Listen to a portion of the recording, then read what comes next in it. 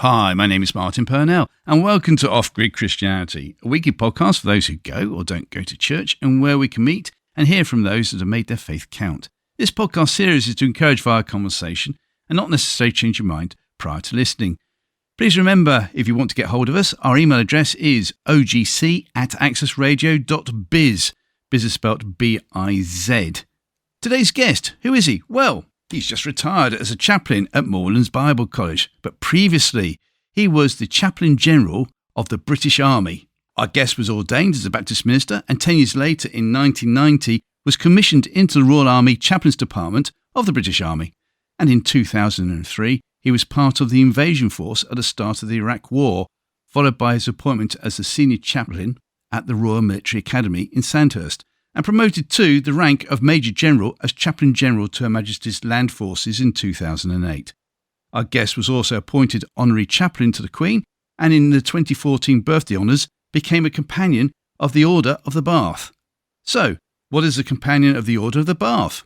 Why did he want a career in the army? If chaplains can't carry arms, what's it like knowing you can be shot at without being able to retaliate? And finally, what has our guest seen regarding attitude changes in the army from when he first joined up to and including the Iraq War?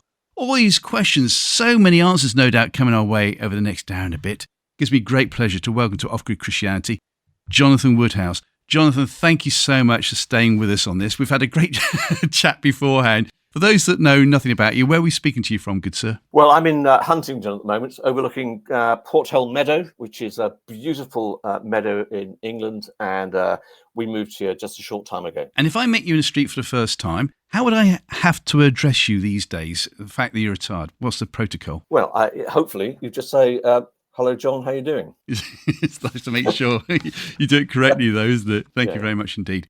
Meanwhile, let's get back to the first 5 questions then, the interest getter questions.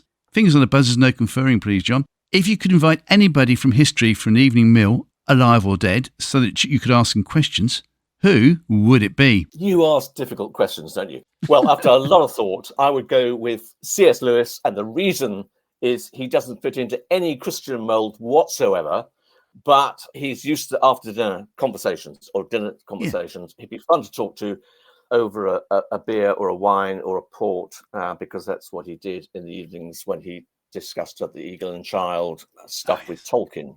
So, I mean, what a bloke to have a conversation with. So he would be my choice. I'd love to get my time machine out that I can buy on eBay and just go back to the 1920s to the Eagle and Child pub in Oxford. Exactly. And on a Tuesday, was it a Tuesday and a Thursday, they had their Inklings? Yeah, exactly. And hear what was going on? Yeah. So he was, in some ways, he was quite subversive because he subverted so many of the kind of contemporary stuff that was going on then, which I think is still relevant now. So he'd be great to talk to. Yeah. I know Tolkien was in the First World War. I can't remember what happened to C.S. Lewis. C.S. Lewis was in the First World War as well. And he was injured in 1918 by some shrapnel in the trenches and was taken back to UK. And then went back to Oxford to his studies. But he was in the British Army as well, yeah. Wow. Okay, we go back and we go into the Eagle and Child, and he's there, and CS maybe is in a bit of a grump, and he says, you can only ask me one question. What would it be? So I want to ask him why he chose to write as a pseudonym when he wrote his book on his suffering after Joy Davidman, his wife, died. Yeah. Why did you go for pseudonym? Why don't you be upfront and say, this is me, and this is what I feel? Any ideas what he might say to that?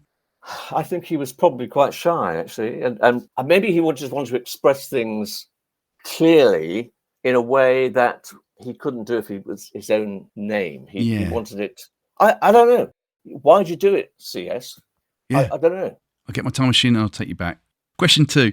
Who is your favourite biblical character, or favourite biblical story, or favourite parable, please, good sir? You don't mess around, do you, with the questions? Nope. You make people think. So after a lot of thought on this, I go to King David. And the reason I do is because he is such a mix of courage and cowardice, which is a strange mixture, integrity and duplicity. He was a great leader, but he had strong intuition. He wasn't afraid of prayer and helplessness, which is odd for a king. He was reflective both in his writing and his music. And I think he accepted his limitations and God's plans for him. When God said, "You are not going to build the temple. It's not for you to do it, Buster." End X. And he recognized that he was the servant. So King David. Great answer. And the thing about King David that always gets me going on certain things, you meet well-meaning Christians, but they have a chip on their shoulder about certain theological standpoints and will immediately go, "Oh, well, you can't talk to that person because they've done such and such." And then they'll go into church on the Sunday and they'll sing something from the Psalms. I'm going, hang on a minute, look what David did. And you've got an issue with this person. Yeah. The number of times in the army that people would say to me, I couldn't be a Christian. I said, well, why not? I'm just not good enough. I said, well, join the rest of us. I mean, the whole thing is not about, we're not Goodians, we're Christians. We're sort of follow Christ, and we fail. We do all sorts of things that, miss the mark. Yeah. So we're not Goodians. That's the whole point. So the reality is that we are fallen people. We're on the road. We're getting dusty and dirty on the road, not on the balcony with a gin and tonic watching everybody. We're on a road, traveling, walking, and that's tiring, demanding, and all those good things. Wonderful. Thank you. I said at the beginning, we'll see where we end up on this podcast. I've got a feeling this is going to be one of them, and it's going to be brilliant for it. Question 3, John. If you were Prime Minister for the day and could change any law or impose a new law, what would it be, good sir? Oh, dear. I asked my wife on this one, and she gave some great answers, but I'm not going to use them. So what I would do, I would ban the use of the word perfect when asking questions on the phone about your name, your address, your date of birth, or anything else required. This happened to be yesterday. I was doing something on the phone, and so on. You give an answer, and they say, perfect. And I think, no, it's not. It's just my name. Yeah. And you give your address. Oh, perfect. No, this is my address. That's all it is. My date of birth is not perfect. Please. Only God is perfect. Everyone else is struggling. You don't need to say perfect. Just don't say it. That's what I do. A ban perfect is totally meaningless. Unless, of course, your name was Peter Perfect, but he was from the Wacky Races, so that'd be the only exception, of course. It would. You're right. Yeah. Where did that come from? I said to somebody years ago, and he reminded me of this, that I said when it came to schooling, I was brilliant on everything outside of school. It's just between 9 and 3 that I was rubbish at. So There you go. Wacky Races, Peter Perfect. You had a thing about Penelope Pitstop. Oh. Yeah, and I do like that. We'll ban the word then. Question 4, outside of family events, what has been your most enjoyable day out to date, please, John? Another really tough question, but I alighted on a day arriving at Shackleton Point in Great Viken Harbour, South Georgia, in the winter sunshine with these pinks and blues of ice around the ship in Cumberland Sound. After a 3-day sail and 3-night sail from the Falkland Islands, to arrive at this extraordinary place of beauty and wilderness and cold, and being piped ashore by the Royal Irish contingent, not because it was me, the padre, but because fresh food and beer were also about to be disembarked. But it was the most extraordinary arrival early evening, the sun shining in this winter setting, and realizing even down there, because I opened the church actually at Great Viken Harbour, and we had a service there, and to speak about Psalm 139, just to say, if I go to the farthest points of the earth, you are there. Yeah. And to say, he is here. Wonderful place. Great day out. Well, I've got a flannel flag from somebody from the island that I now live on over here.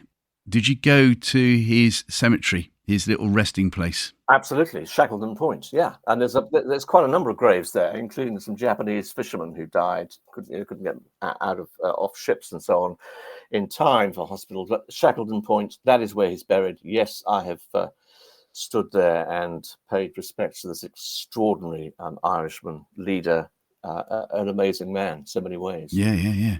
It's just incredible how he was able to get his compatriots off Antarctica. Yeah, amazing. Yeah, one of the great leaders, here was a man who had flawed leadership, but would go the nth mile for other people. Extraordinary. Yeah. And if you go online onto YouTube, there's actually footage of his funeral procession in South America. Well. And then being put onto the ship. So what has been your most embarrassing moment finally then, John? We've had the most exciting part. What's been your most embarrassing moment? As people will say, I no doubt there are so many of them. What I've picked out is being at age 16 and being very proud to be chosen, because they were short of cricketers, to play for Cardiff First's cricket team. Wow. We travelled to Hereford. My parents decided to come and watch, and I went in at number 5 and was bowled out first ball, a golden duck. And it was so embarrassing. And they travel all that way, and then that happens. Bowl between the gate, clatter of the stumps, and then you take the long walk of shame back to the pavilion. It was awful. It was very, very embarrassing. But then you just happened to be the opening bowler and you took a hat trick in the first over. In my dreams, it happened. It happens again and again, yeah. I've always wanted to go to the Falklands, by the way. Yeah. Actually, let's talk about this now, if this is okay. My reason for going to Falklands is because there's a golf course down there and I'd love to go and play it. But I made reference to another gentleman on a previous podcast that in the Falklands conflict, and people call it Falklands War, but I, like you, you said the word perfect. I want to be pedantic on it. It was actually a conflict because we never actually declared war on anybody. So it's a conflict. Yeah. The story goes, and I can't remember the gentleman's name, the general, and he wasn't a Christian, but I think his wife was. And they'd surrounded the Argentinian camp, and I think it was about 10,000 Argentinians in there. He also knew that there was a massive supply of armaments that the Argentinians had, but his soldiers who were encircling only had about like 1 or 2 rounds each. And he knew they would be outgunned. And he went away and prayed, even though he wasn't a Christian, felt God speak to him. And the following day he went in and said, we demand that you be for peace. Okay, he wasn't a general. He was a colonel. He was a major actually at the time. He was second in command of the 2nd Battalion of Paris, I think. Thank you. This was Goose Green. Yeah, Goose Green. I want to know how much of it's true. I've heard him speak about it, met him and heard him talk about it, and he's addressed chaplains on it. A lovely guy, actually. He was H. Jones had been killed, and I've been to that spot where he was killed, and this guy took over as 2IC. And they fought to pretty much a standstill, in his words, to a standstill. And they'd lost quite a few people. And he actually didn't know what to do. He says, I didn't know quite what to do next. And what he did was he stepped away for a bit of quietness. And he felt in his pocket and found this plastic bit of card that the chaplain had given him, wow, which is the prayer of Charles de Foucault, I abandon myself to your will. And he read this, and he says suddenly, there was such a clarity in my mind as to what I should do. I will now call for their surrender, even though we will be probably outgunned and fight to a standstill. They'd already done that, actually. And I will go in to ask for their surrender, which he did. And of course, the Argentinian garrison of significant numbers did surrender. So it's an extraordinary moment, I think, in his life and in the life of those who were there at the time, one of whom later became a commander and I think led our force into Iraq on the 2003 invasions. So really, really interesting and a true story as far as I know, because he's talked about it, and an extraordinary man. Yeah. Thank you. What do we know about him with his faith after all that? He became quite a committed Christian after that. It was such a profound experience. And he started to work across denominational lines, because he had a Catholic background, but he worked across denominational lines. And he was used quite a lot at Oxford University, and was involved very much in trying to develop ethical foundations when he left the army for some police forces in the UK, which of course is a theme that I looked at carefully when I was Chaplain General for the British Army, looking at ethical foundations and how we operate, and how we teach them, and on what basis do we teach them. Yeah. The fact that if you've already shared this, we now know just how heavily involved you are with the Army. How come you wanted to go into the Army in the first place, especially as you'd gone to London Bible College and everything else like that, and obviously there could well have been a career waiting for you in the valleys of Wales where you were brought up as a minister. So what happened? My close friends tell me that even at London Bible College, I talked about being a chaplain in the military. I don't remember a thing about that. I just generally don't. They say, you always talked about it. So I don't doubt their recollections. I did 10 years in civilian ministry in 2 different churches, 2 different Baptist churches. One where I was an assistant minister, and the other where I was a sole minister. So I led a church. But two people were instrumental in the leading process, the guiding process. One was another Baptist minister who was an army chaplain, who spoke at Spurgeon's College, where I was training to be a Baptist minister and doing pastoral studies. He talked about army chaplaincy he was in, and I went up to him afterwards and said, look, I think that's what God might want me to do.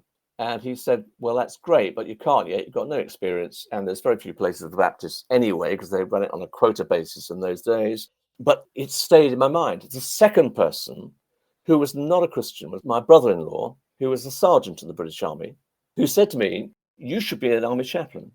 You're the kind of person who should join. You know, that's what you should do. So I don't think he knew any of the kind of spiritual background to what he was saying, but he just intuitively sensed that it's something he thought I should do. Yeah. So those two significant encounters helped to forge that sense of call. I wanted also to be on the edge of the church. I wanted to be really where most people were not. And that seemed to me to be an excellent opportunity to do so. And I pursued that initially quite early. And my wife wasn't happy about it because of our young children at that time. So I put it off and then applied again, and I was accepted. So, yeah, that's where it comes from. About 20 years ago, Channel 4, Christmas Day, the main programme, Christmas night, was about a chaplain who was off to Iraq, and they followed him. It was an incredible programme. It gave me an insight as to what a chaplain actually does in the army. What did you know when you were applying to become a chaplain of what was going to be in front of you and what you actually were going to do? As with most things, until you experience it, you don't really know. So you can know the theory, and you can go and explore and meet soldiers and meet chaplains and talk through the issues, and that's all very helpful. But until you step into the water, as it were, you don't know what it feels like. So I would say that about most things. Yeah, you do the background. You know, is this the right kind of thing for me? Is this God's calling for me?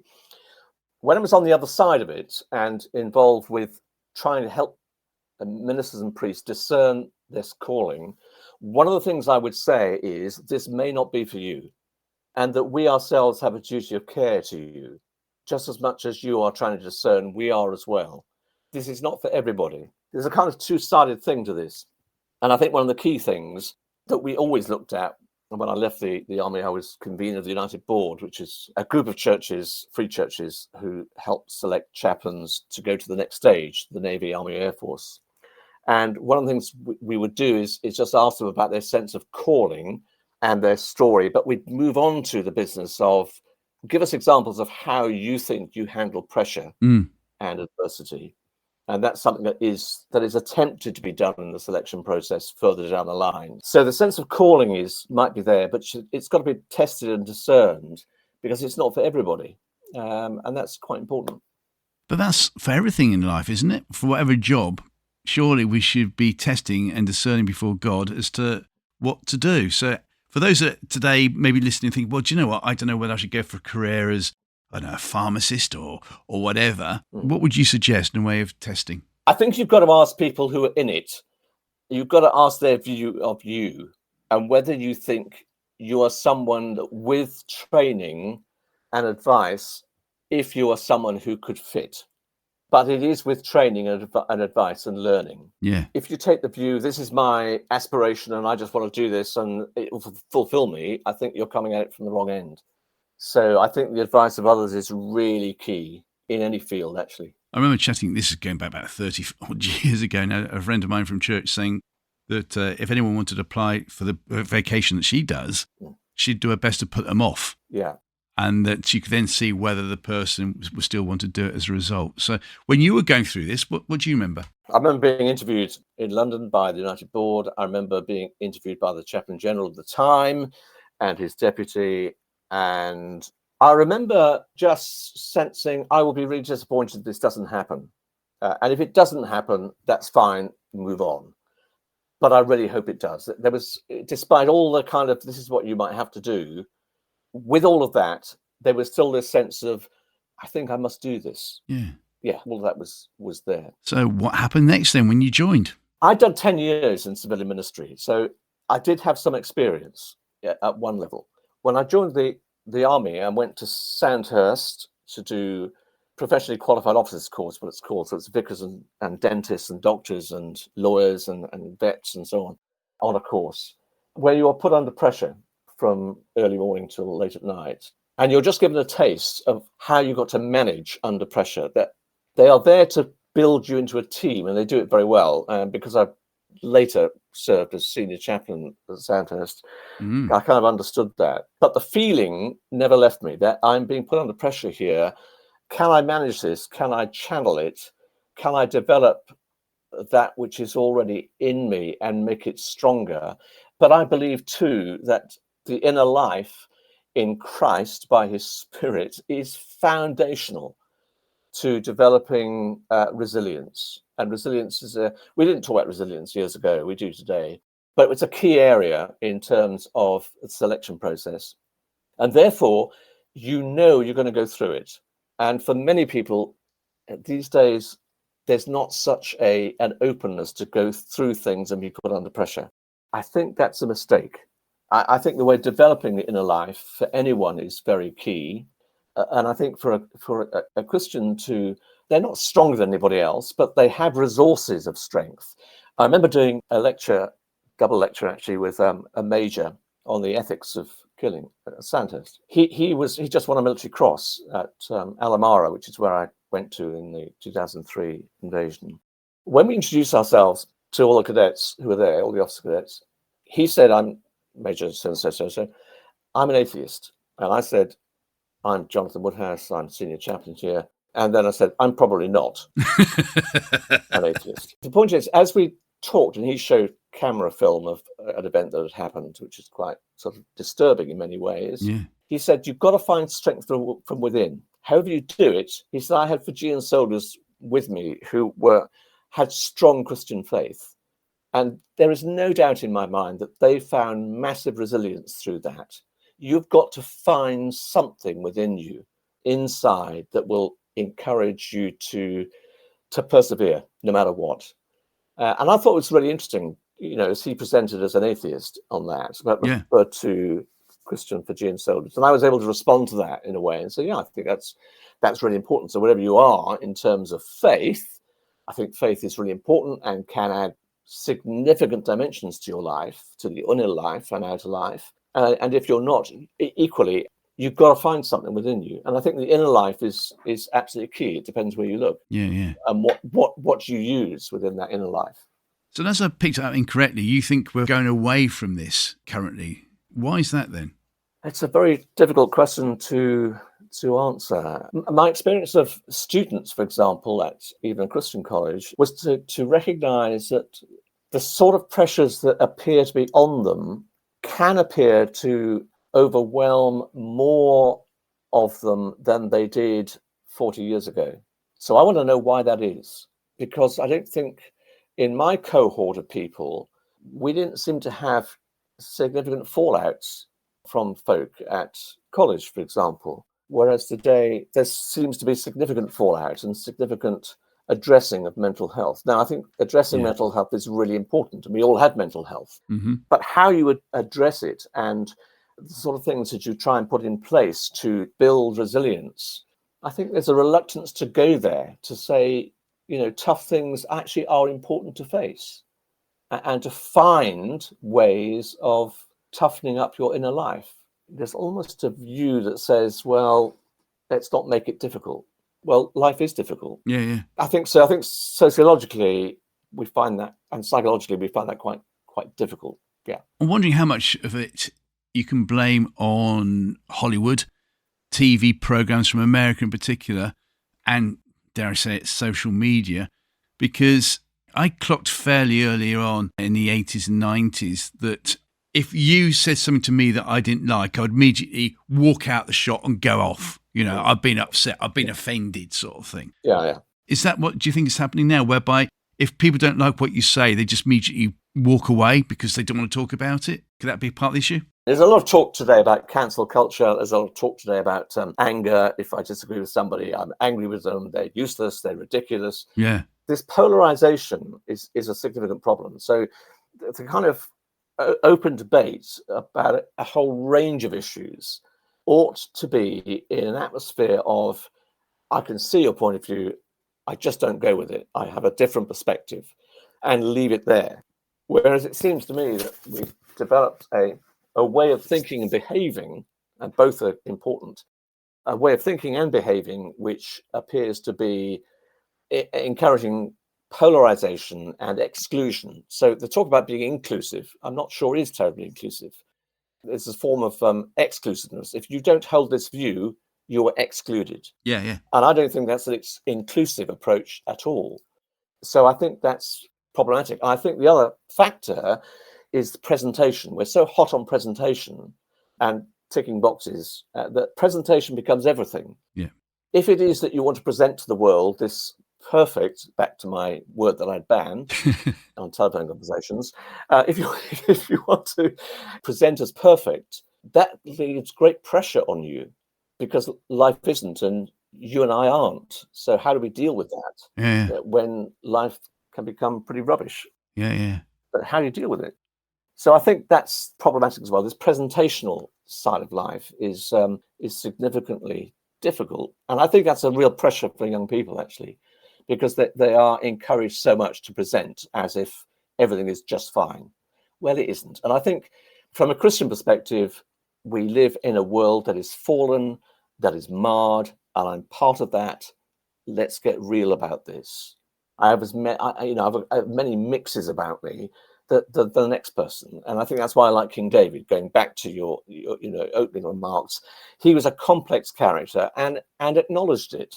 Yes. I think we're afraid of acknowledging our complexity, and in the Billy Joel song of 52nd Street, honesty, there's not a lot of it about. My previous career as a training officer, one of the modules I used to love training on was conflict resolution, whereby we can discuss, find out our rights, find out our wrongs, and work it through for the future. Yeah. I just get the feeling that quite often now people would rather sweep it under the carpet because they don't want to discuss it. So consequently, when you were, by this time, a chaplain, and let's say Iraq, for instance, when you were out there a few years ago, there must have been lots of people from a background who have had a very unfortunate background and are suddenly thrust into this lifestyle whereby actually this might be your final day here. Yeah. How many of them wanted to come up and talk to you about this? Oh, a significant number privately. So this again is quite interesting. It's about public face, how you appear, and the paradox of the private, how you actually really feel. So a chaplain is someone, if they're worth their salt, is someone who you should be able to open up to because you know it's not going to go anywhere else, and you can reflect off them. I had all sorts of people at all sorts of levels of rank who would express their own personal fears. Everybody fears for their mortality. There's no doubt about that. I don't care. You listen to the World War II D-Day veterans from the 80th anniversary. And by the way, it's at the 70th. I want to tell you a story about that shortly. Oh, please. I'm going to write that down now because we'll only forget 70th D-Day. The 80th anniversary. The 70th I thought was going to be the last big shebang, but the 80th was. No, most of them said when they were asked, were you frightened? Yes, I was. Everybody's frightened. It's how you deal with fear. So anyone who says they're not fearful is not really telling the truth. Everyone's fearful. It's how you deal with the fear. So as with everybody else, I had to write my last letter home before I left to Jackie, my wife. In the event that I didn't come back, she would open that letter. Yes. That letter remains unopened. She has not opened it from 20, whatever many years ago it is, because it was written then for an occasion we hope would not happen, but it might happen. So out there, all sorts of people would confess things to you as well. So the confession thing is a fascinating thing when it comes to Christianity, for example. So confession with priests that went with the Crusades, for example, with the rights and wrongs of all of that, confession was a very important part of a padre's role. Confession of things that were done wrongly. People would confess things that they didn't want to go anywhere else. before they went at the launch in the invasion. So I hold all sorts of things from different people. And that's a massive privilege. Yes. One of the events that happened, and it's very unpredictable. All I'd say is a war is very unpredictable. You do not know. You don't know what the next day will bring. And for us on the ground, as army chaplains, you dig in with the rest. So you dig your hole and you live in it. And then you move on the next day or whatever it is, you're part of a much bigger picture. And then you dig another hole, you live in it. So that was a real experience. So the basics of life are very basic. Washing in a bowl of water and all the other practical things that you have to do. Life is very basic. Food is basic. There's no fresh food. Every day, therefore, I've come away from all of that. And I wrote at the time, every day is a gift. Every single day is a gift. So use it. And I believe far more about far less, by the way. As a Christian minister, the kind of critical things, the kerygma, if you like, the kind of basic kernel of the gospel, Christ died for our sins, was raised from the dead, as the scripture said, that is key. There are lots of other things that people disagree about. That's fine. They'll go on disagreeing. It is those central things that when you're under pressure are really, really important. So in the Ramai oil fields, we had a group called the Pathfinders who were with us at 16 Air Assault Brigade. And they are the ones who are specially selected out of the paras to do certain things, sort of high altitude, low opening parachuting. They do all sorts of things. And they're also often a lead in to people to go to Hereford to train to become members of the Special Forces. So a young corporal came to see me. I knew him. He was a Christian, actually, Pentecostal Christian. My church tent was up and I was going to hold a little service in the sand. And he came to that tent about half an hour before sunset. And he came cammed up with his weapon with him and bandoliers on his shoulders and so on. I said, just put your weapons down, put all your stuff down, come inside, tell me why you're here. He said, well, I want to take communion. I said, we're going to do a service in half an hour. I said, me and my small team are about to go out again tonight. He said to me, I killed men for the first time in my life last night, 4 men. I'm about to go out tonight. I don't know if I'll come back. I want to make peace with God. I want to take communion. I said, well, let's do that. When you're kind of, a foot and a half away from someone and you are sharing bread and wine and using words, which are very sacrificial words of Jesus dying for us and shedding his blood, your body broken for me, your blood shed for me. These are not just words, they're very powerful words. And in that sort of context, he took those, went out into the night. He was a married man. His wife actually was in the brigade elsewhere. He came back and continued doing some of the things he was doing. When we eventually got back, he came back into my office back in Colchester some months later. And he had a photograph taken of him in a particular location with a small team. He did a quotation from Genesis chapter 16, verse 13, about Hagar who goes out into the desert. And even here in the desert have I seen God and have lived after my vision. And he puts the Pathfinder's insignia in this. And he has it mounted in the frame with a little silver piece that says, keep up the good work. And he signs his name. I can't give you his name because of where he served later. And he's since done extraordinary things. And he was splashed all over the Sun newspaper, I think. So a very brave man, actually, but a strong Christian faith, which developed over the years. But that was one of the incidents at that time which touches you, as these people do touch you. And you, in God's grace, touch them too, in terms of their mortality, their hopes, their fears, and so on. See, if someone has come from maybe a privileged background or even a really tough background, to see that there's a chaplain there where you are could strike up a load of animosity, maybe, because they're going to say, I don't believe in God. Before we came on air, we were talking about football. Yeah. You apparently were a very good centre forward in your time. Allegedly. How much of an icebreaker would that have been to just go with the lads and start talk about football and whoever your favourite football team is? Yeah, that was always great because that's because of normal life. Yeah. Whenever we've all got our football team. Mine is Cardiff City. That's my problem. Been to Ninian Park many a time. as it was, down the Grange end, we goes mental, son. We goes mental. So I always used to be great because they win the Welsh Cup. So we used to watch Real Madrid there because we went into the European Cup. It was fantastic. My team played in the Welsh Cup. Who was that? Bristol City. How did I was South East Yeah. Wales. Yeah. In the early 1920s. Don't ask me how, but they did. Yeah, brilliant, absolutely brilliant. So yeah, easy conversations. I would mostly never have to say anything about the Christian faith. If you go on long walks with people on exercises, if you join them for a bit of time, you go out on exercise. Did this in Cyprus. It was great to do out in Kuwait in the desert. You just walk with people and talk, and they would always ask you stuff. Yeah. You didn't have to start a conversation. They just ask you stuff. This is immense privilege, really. So you do the formal stuff as well. You do the kind of battalion parade. So you do, as later, I did some sort of major things, consecration of colours and the presentation of colours, etc., with royals, who present the colours. So these are kind of formal things. And you do some formal church stuff, 200th anniversary of Sandhurst and the chapel. A significant time where the Order of Battle for the British Army was put up on the wall, where we suggested they all had their cap badges carved in wood and painted. And then I spoke about our own cap badge, Royal Army Chaplains Department, and it's a prism. It's like a portal. A cap badge like a portal through which is a whole mass of information that people hold, like being on the web, really.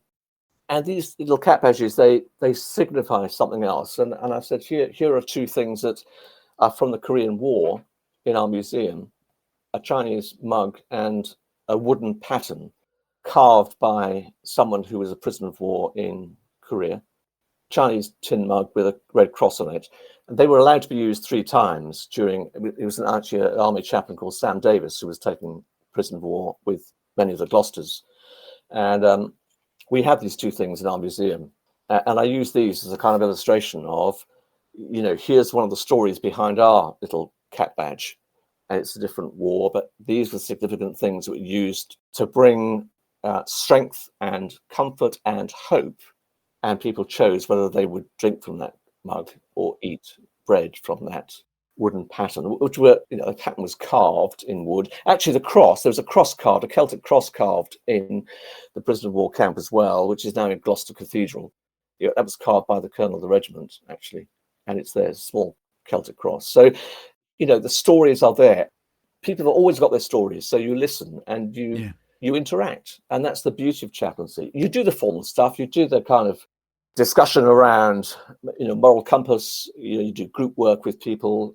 How you're going to react under pressure when you're doing this, that, or the other. How do you decide how you're going to act? One of the key things we would discuss and talk with soldiers at all levels. So it's actually extraordinary ministry. In summary, what we did was to bring spiritual support, pastoral care, and moral guidance to soldiers and their families. They were the 3 things I hung my ministry on, really, and they proved to be very helpful guides. Yeah. If we could count up the number of times questions were asked you as their initial question for people you never met before, what would be the number one answer, do you think, as to what they would say to you for the first time? Well, they would say, why on earth are you doing this? And doing this without a weapon of any kind? Why on earth would you do this? And you would say? And I would say, well, I think it's a bit like Jesus walking with people and talking with people and listening to people who might take a very different view. It's a bit like that, but I'm like you are. I'm no different from you. I'm no different. As a human being, I'm no different. And because my background, my father was a very working class man who did very well, became a marine engineer, chief marine engineer, and left school at 14 and went to sea, and self-made, but quite a man who didn't know how to show emotion really, except through anger. I think there was a lot of anger. He never really worked out how to give of himself emotionally, I think. So I got, and he was from North Shields near Newcastle, which is a tough place. Yeah. And I used to go there sometimes. It was a tough place. So I talk the way I talk. I just do. That's me. So I have had the privilege of working with people who are extraordinarily well educated, the Eton, Winchester, Oxbridge types who go into the British Army, and those from the smashed up backgrounds from, Moss Side and so on. And it seems to me I don't care where they come from. It's a matter of who you are and talking at the level you are with them. So I get the kind of working class thing in a way, but I'm not working, I am who I am as well. I can't pretend to be something else. So as a chaplain, you can't, the great dangers if you go native, don't try and become a guards officer. You'll fail. Don't do it. They'll laugh at you. Don't try and become the soldier. They'll laugh at you. You're not that. You should be able to look after yourself, and you should be able to have some resilience. But interestingly, I think for chaplaincy, there has to be a soft side where people who are pretty tough on the exterior, have pretty hard shells, find someone that they are able to unload to. And I think that's a key area of. So there's a lot of attentive listening involved. Yeah. A lot of jokes. People used to say things like, "You only work one day a week, Padre." I said, "Yeah, that's one day more than everybody else does around here." So it's a lot of banter that goes on. Yes. But that's all healthy and good. Yeah. But these days, banter is seen in some quarters as, "You offend me." Yes. You're offending me. Well, maybe you are. Maybe one's taking oneself too seriously. I don't know. Yeah. We talked about Goose Green earlier on. Yeah. And what happened. Yeah. Cast your mind back to your career. What Goose Green moment have you had? Let's call it a Goose Green moment, whereby if you could have been beamed up by Scotty to be taking you out of that situation right here, right now, you'd have it. But looking back on it years later, it was a very important event and something that God used you for. Okay. Well, I think the event I mentioned to you about the young corporal was significant. I think that my own experience, I wrote in my diary quite a few days of what I felt and recorded what happened. And so I was out there. This is with the Pathfinder chap. Is that the corporal you're on about? Yeah, it was the Pathfinder, the corporal, that we mentioned earlier. So that was significant. But I wrote in my diary about what it felt like sometimes to feel fear and what I did with it.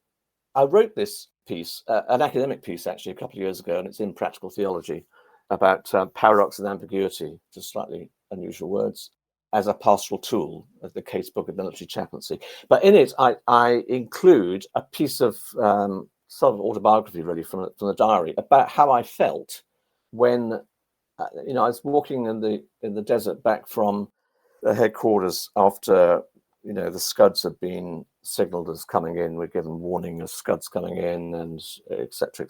And then getting back to my dugout, and just reflecting on feeling, a long way from home, and what was I doing here, and what it felt like, and how I would deal with the fears I felt within. Now, I didn't always feel that at all, because you get on with your job. You've got a ministry to get on with. If you fold, you're useless. You've got to manage.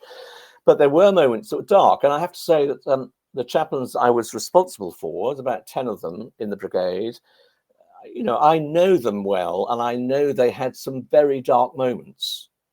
They would not talk about that openly, but I know them, and I know those dark moments, and I know my own dark moments.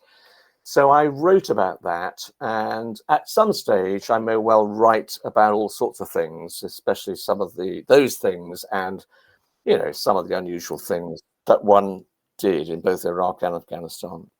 But it's acknowledging your own, at times, weakness, and simple prayers to God to help. But it has touched me in quite a profound way, I would say. And in an odd way, I'm grateful for that. Well, we're looking forward to when the autobiography comes out. That'd be fantastic.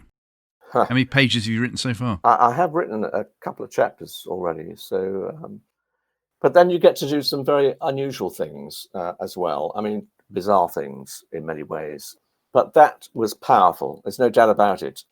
Being in a brigade tent, when the colonels have come in from, Army Air Corps, from the Paras, from the Royal Irish, from Royal Logistics, from the gunners, from air support, and so on and so on. And plans are being made and being tested and a brigade commander, and I'm standing there around this big, massive bird table. And can you bring me this? Can you do that? What else can you bring? If I do this, can you supply that? Can you? And they test everything. And this is back to discernment, by the way, and decision making, where under pressure, I have seen how it works and works well. And it's a very team orientated thing. And there's a decision is made and everybody goes with it. One of the biggest differences I've seen in the way in which Christian churches often operate, and sometimes kind of theological colleges, is this idea somehow that when a decision is made, we don't really go for it. We kind of, well, I don't think much of that. I don't think much of that, really. I don't think that's a very good idea. In the military, when you make a decision, you may have some strong arguments the other way. Once a decision is made, you go for it, and you work as a team to make sure this, to the best of your ability, will work. I don't find that anywhere near the same in the same level in civilian life. Why is that, do you think? I don't think we talk a lot about servant leadership, and one of my master's dissertation was on servant leadership and leadership in the Royal Army Chaplains Department. Actually, it looked at servant and functional leadership, which is John Adair's stuff from years ago, and actually the need for both, which will include hierarchy, by the way, as well as knowledge. But servant leadership, we trip out again and again as a kind of I'm servant to all. Yes, but you are leader of all. And what are good about servants? Servants do as they're told. I don't know that there are many who want that to happen. I want to be a servant leader, but I don't want to be told anything. And I don't want to do anything that is against my way. Well, this is a team effort. This is communal. This is not just about you. So I found in the military, it is much more team orientated. And I have to say at the higher levels, that's equally true. If you're talking about generals and making big decisions, it is a team game. The information is coming in, they're analyzing it, they're testing it. And after that analysis, there is a decision. Once the decision is made, go for it. Yeah. See, this is very encouraging. The reason why I'm saying that is that one of my questions at the beginning was I wanted to ask you about attitude changes in the army from when you first started and where you are now. And most people have heard the expression that in the army, if they say jump, you jump. I always say, how high? That's exactly right. You're saying it's completely different now. I didn't say it was different in the army. I'm talking about society. Yeah. I was talking to someone in personnel a couple of years ago in the headquarters. And because we're drawing from a society which is in a very different place from 20 years ago, I think they're having to deal with probably a less resilient group of people. And not that they can't do the job, but the amount of training and developing of resilience is quite a thing now, I think. So in that sense, inevitably, the armed forces will change because they're drawing upon society. That's going to change. Wow. Mental health being what it is now, what have you seen change within the army and also within the church? Let's bring that in as well, from when you started your career to where you are now. I think there's two things I'd say. The first is there were probably some practices which were not helpful in the army. Some of the before you become part of us, you've got to go through this ritual. That sort of thing has had to change, and I think rightly so. I can't speak about the last 10 years because I'm not in the army, but I'm aware enough to know that there is a gentler approach to people's kind of rights and so on, and human rights. Now, I get that. I understand that. The bottom line is the armed forces are there to do one job, and that is to serve the government of the day. Actually, they would say the king now, because they're loyal to the crown. And that bottom line means in the extreme circumstances, which war is, and war is not glorious, it is just isn't. It is utterly brutal. Let no one misunderstand that. It is not a nice place to be. But when an armed force is called on to do certain things and to work within certain boundaries, it requires a mindset that I am given permission within these boundaries to do certain things. And when I come away from that, I come away from it. I think one of the significant differences is that years ago, for example, the Falkland Islands, people sailed back over some weeks and were able to talk through with their mates some of the things that went on, Yeah. etc., etc. These days, you're flown back. One of the things that was happening both in Iraq and Afghanistan was, and very helpfully, I think, the armed forces set up a setting in Cyprus at the sovereign base areas where there could be decompression. It was called decompression. And some of our chaplains were involved in that decompression as well as medics to try and help people decompress from where they come from rather than flying straight back into UK. So I think there was a recognition that we need to do something, and I think they did it pretty well to try and help people come to terms with what is, not a great thing, really. War is not a great thing. It may be a necessary thing, but it's not a great thing. I think they've learned from that, and I think that's credit to them, really. Yeah. So if we were able to get every single minister and every single pastor, whatever the job title is, within the church in the UK, and then we'll take it worldwide, right? And I've gathered them all up into a room, a very big room, and I say, sorry about this, running a bit late, John. They've all got a train to catch. You've only got 2 minutes which to say one profound thing to them that you've learnt in the army that you think is so applicable to them as leaders of a church. What would it be? Yeah. Teamwork. It's not all about you. Resilience, and keep on learning. Others will teach you. There are people who know more than you do. I have learned a huge amount from other people, Christian and non-Christian. I've learned masses from other people within the army, and that's my privilege. It's extraordinary, really. So those three things, really. It's teamwork. It's not all about you, and it starts with you, but it's not all about you. Yeah. And this business of resilience and this business of going on and learning. Wonderful. Keep learning.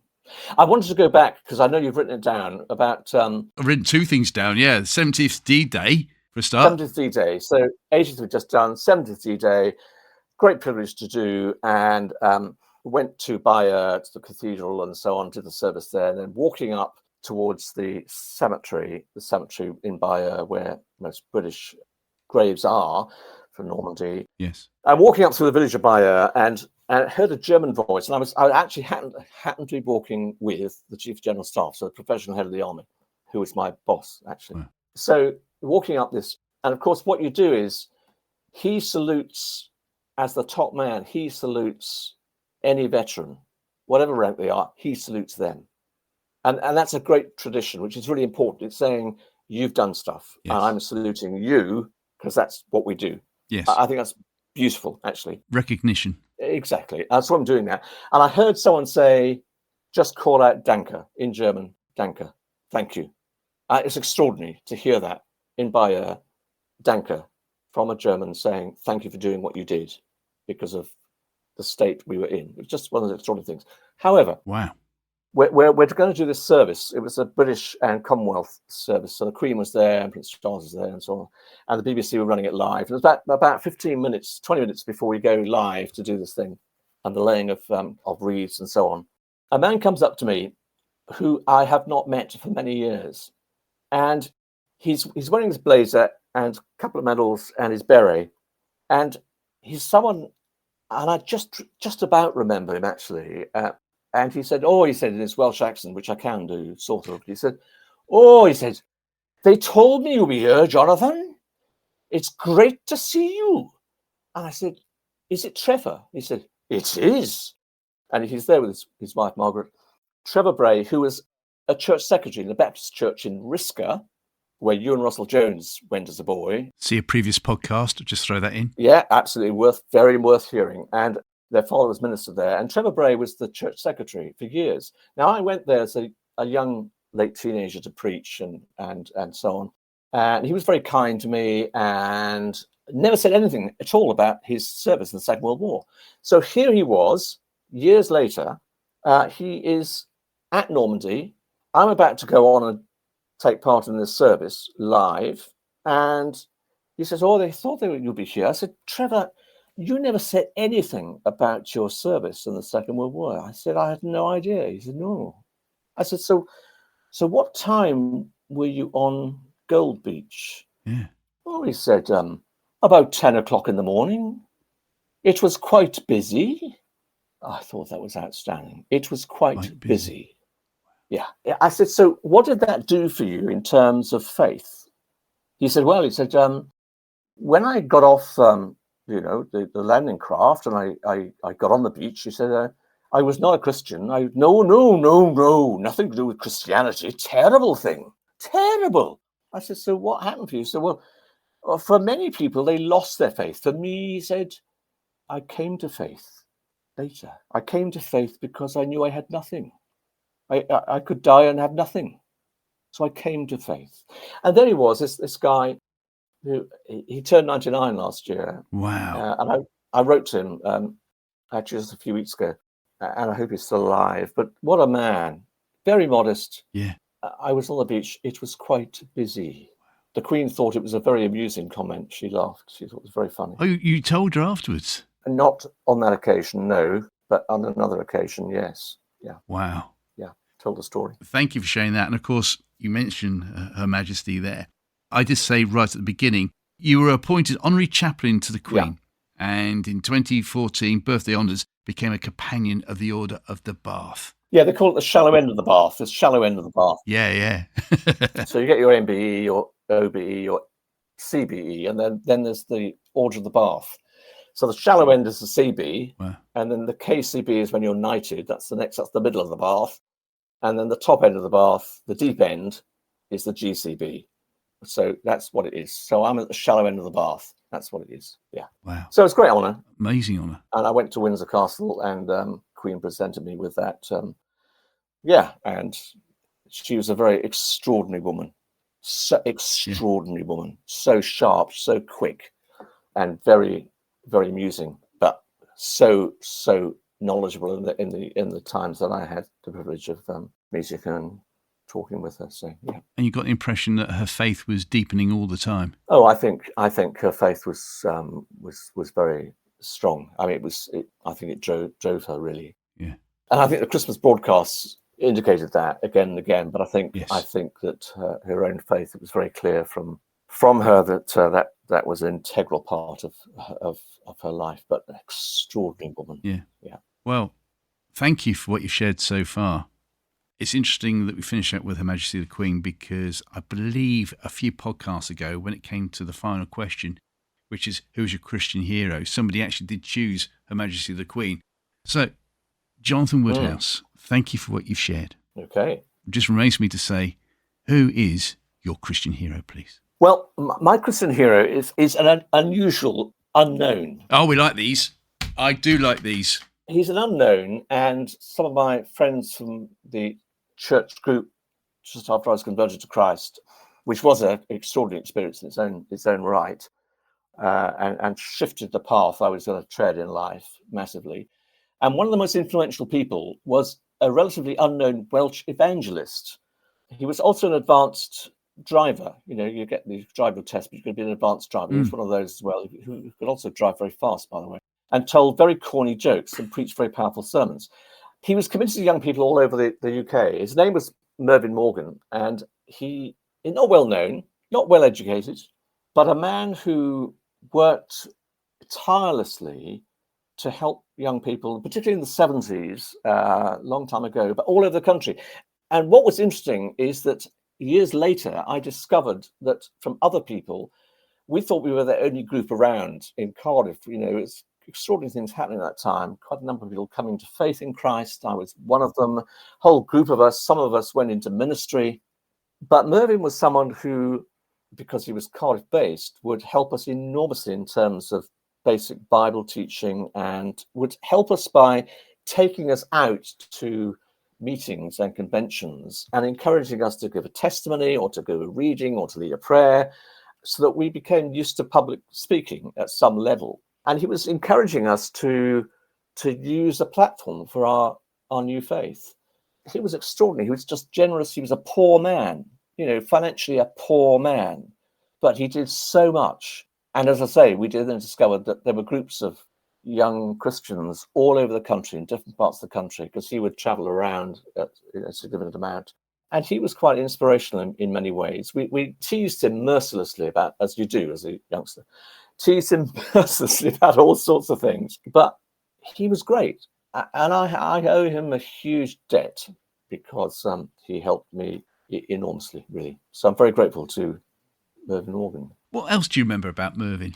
So we can fly the flag for him. I'm not. Well, I will say this: he could drive very fast. He taught me to drive. Actually, as an advanced driver, he taught me to drive. So, and I passed my test on the first go, Wow. not because I was any good, but only because I've been taught properly. But then he said, "No, you passed your test." On the way back from a meeting, he said, "Right, and we're going down the M4. It's down that big hill, going down from the interchange of the M5, going down towards the old Severn Bridge." Yeah. He said, "Right, you're driving. Give her the gun, John. Give her the gun." I said, "What do you mean?" Press the accelerator.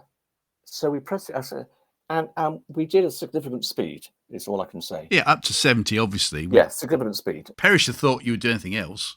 Quite. So I'll check in the mirrors.